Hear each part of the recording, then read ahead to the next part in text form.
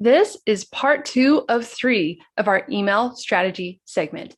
If you're an elder law or an estate planning attorney and you have an email list, but you haven't really been doing anything with it, you haven't been emailing these people, but you know you need to be emailing these people because you kind of want to get more clients, this 3-part segment is for you. In our previous episode, I introduced the very successful, very popular 2-step method introduced by Donald Miller in his book, Marketing Made Simple. Countless companies use this email strategy. Huge companies use this strategy and they swear by it. We use it and we know it works. Our clients use it and they know it works. And now we're going to be talking about this here today. What is this strategy? This strategy is about getting your contact list to not only open your emails, but to build up that trust. So that way, when they're ready to hire an attorney, they know who to hire. And that's what this sequence is all about. And in today's episode, we are going to talk about the first step, and that is the sales sequence. The sales sequence is 6 emails. And as you guessed it, it's sales emails, but it's not the sales that you're thinking about. It's not sleazy at all, I promise. But there's 6 emails that every contact needs to get right after they give you their email address, right? You can't leave these people hanging. Let me paint the picture for you. Let's say I really need an estate planning attorney because I need help with Medicaid so I can get into a nursing home. So I'm up late at night and I find your website. And I'm on your website and I see, ooh, you have a freebie. You actually have an ebook all about how to qualify for Medicaid. I'm going to click that book because I'm desperate for answers.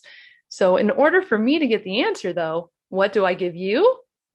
The email address. It's an exchange, guys. And this is why it's so imperative to have those lead magnets on your website, not just one, but many lead magnets. So I give you my email address.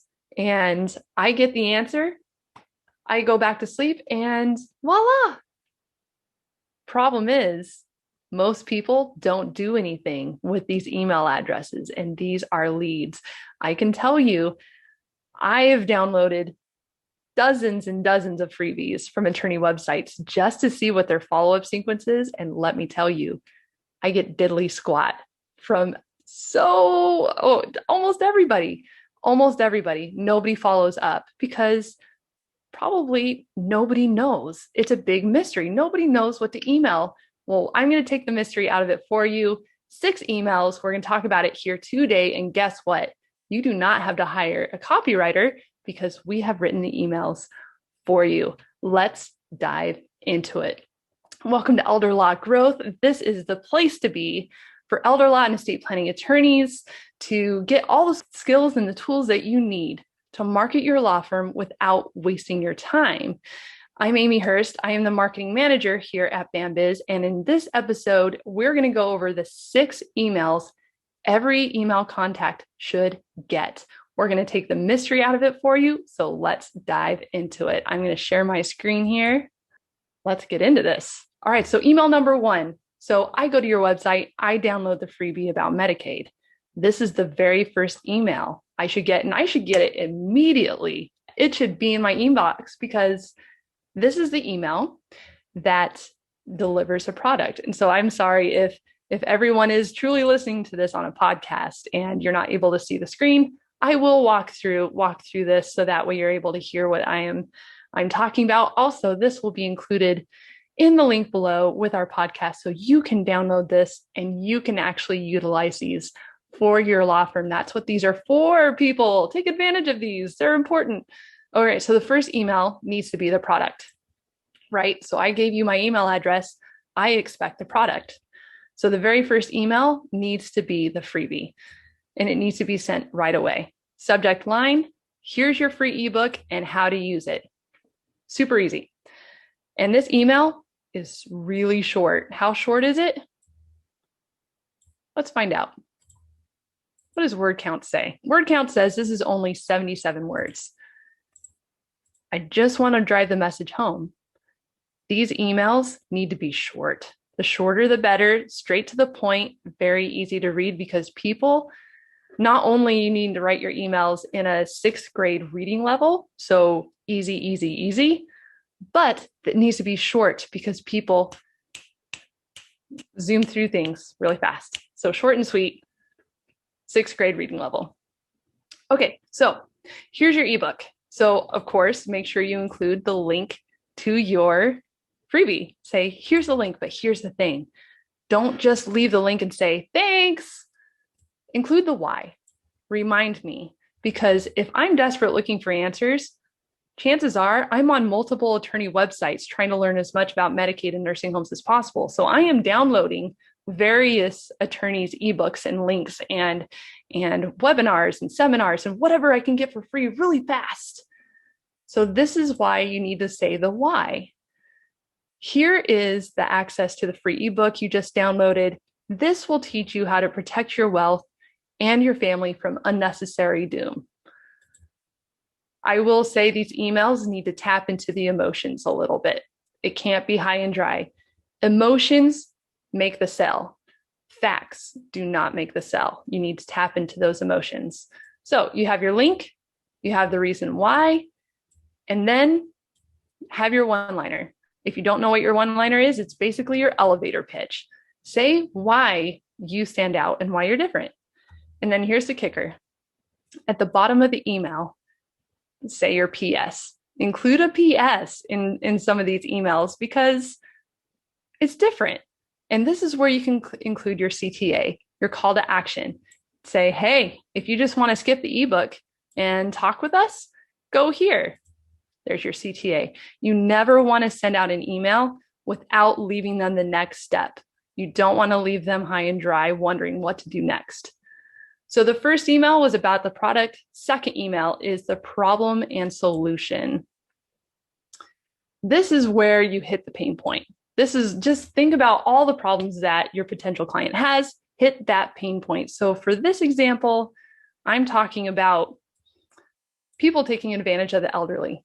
That's a pain point. I'm sure you can come up with another one, whatever you think would be more beneficial for your marketing strategies. So in the subject line, you don't have to use an emoji if you don't want to, but emojis are great because think of it, it's a wall of text. But if there's a little emoji in your inbox, you tend to gravitate towards the emojis and you wonder what those are, as long as they're tasteful. So that's why the emojis are there. It captures the eye. Does this make you angry too? So when people see that, they'll say, what makes them angry? I want to know. Like people eat this up. They eat this up. It's all about the emotions. They're like, ooh, that sounds saucy. I want to click on that. So they'll click on it. But here's the thing. You not only talk about the problem, but you're a helper, right? You talk about the solution. So you say, there's ways I can help my clients do this. And here's a few examples how I help them. You're not giving away the whole cow, right? You're just giving them some milk. So give some milk, give some good sustenance with your emails. Show that you're worth your buck.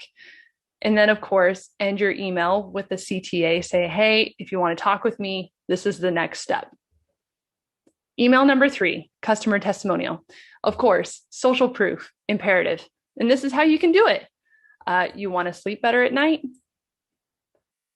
Asking a question in your subject line always gets more attention. So of course, who doesn't want to sleep better at night? I would click that. I'd wonder how to sleep better tonight, of course, because your potential clients are worried. They're worried about something. They're trying to get things taken care of. So this is where you can say, hey, this was one of my client's biggest worries. And once I gave him the solution, this is what he said.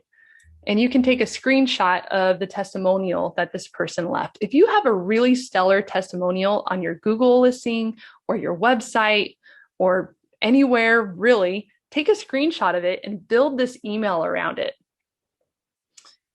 And then your CTA, click here to book an appointment with me or call me here, or you can just reply.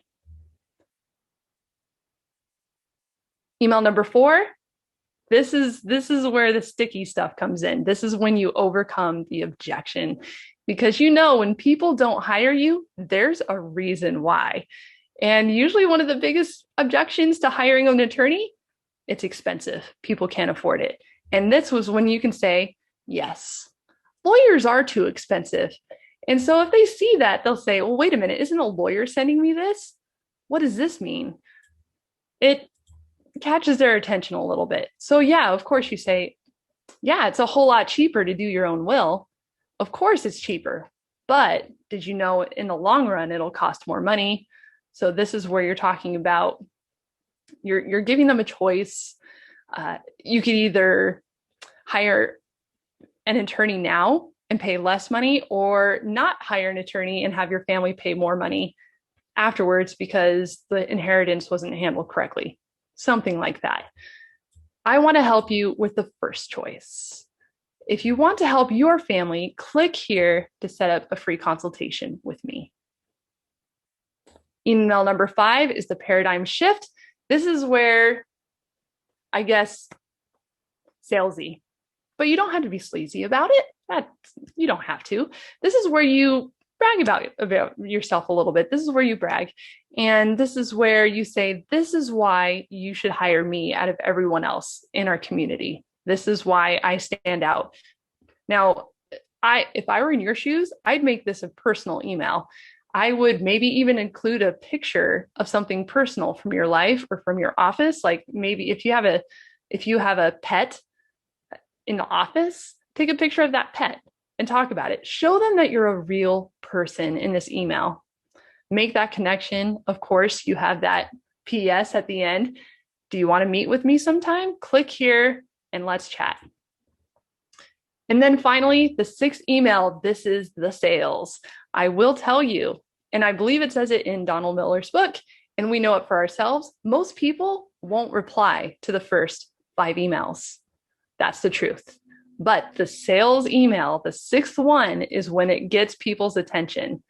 So subject line, I'll just leave this here for you. People will say, whoa, what are you leaving here for me? They'll click it. And then this is when you actually list out the sales and actually just call them out on it and say, hey, I'd like to invite you to my office. And that's the sale. If you're interested, please call me. Oh, of course, you can come up with something else if you don't want to do a free consultation, but it's basically leading up to the sale. And this is the email that gets most people's attention. But I will also say, in the marketing world, we know it takes anywhere between 8 and 15 points of contact, which means you need to keep reaching out 8 to 15 times. That's a lot. And this is just 6 emails. So that is what step 2 is about. Step 2 is about the nurture sequence. And say they're not ready to hire you yet, but they know that you're there for them. But you don't just stop at this 6th email. You don't stop. You keep going. And that's what the next episode is about, the nurture sequence. And we'll be talking about all the emails in that one. And of course, those will be written out for you also as a freebie. You can download it and use it for your practice. We just want to make sure no emails are slipping through the cracks, guys. Those are your leads. And if you want to learn more about marketing, please feel free to visit our website, bambiz.net. Thanks for listening to the Elder Law Growth Podcast, the place to be for all things marketing for elder law and estate planning law firms. If you liked this podcast, please leave us a review wherever you are listening to this podcast. If you'd like to outsource your marketing to our team, go to bambiz.net and book a free call with us today.